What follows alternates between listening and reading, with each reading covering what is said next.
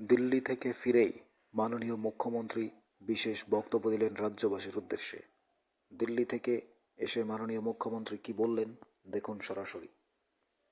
দেখুন, আমাদের তো আগেও বলেছি আমি, আমাদের যেতেই হবে দিল্লিতে, এবং আমাদের এখানে পর্যায়ক্রমে প্রতি 3 বছর পর পর সভাপতি পরিবর্তন হয় এবং বিভিন্ন সময় বিভিন্ন কারণে একটু এক্সটেনশনও হয়। এবারও তার ব্যতিক্রম হয়নি। তো এতদিন বাদে আমাদের যে সর্বভারতীয় সভাপতি নবীনজি হয়েছেন, ওনাকে একটু আমি শুভেচ্ছা জানিয়েছি ত্রিপুরার পক্ষ থেকে।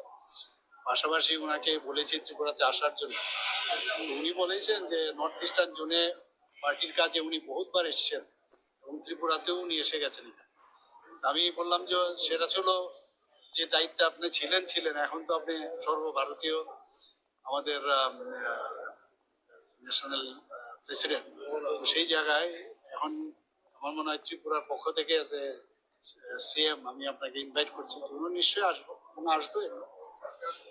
এবং বিভিন্ন বিষয়ে আলোচনা হয়েছে এবং আমরা চাইছি যে আগামী দিন যে ত্রিপুরাকে আরো আমাদের পার্টিগতভাবে আমরা আরো বেশি যাতে শক্তিশালী করতে পারি। তো সেসব বিষয় নিয়েও মানে এত সময় তো ছিল না, মোটামুটি একবার যখন প্রথম আমি ওনার বাড়িতে যাই সেখানে আলোচনা হয়েছে।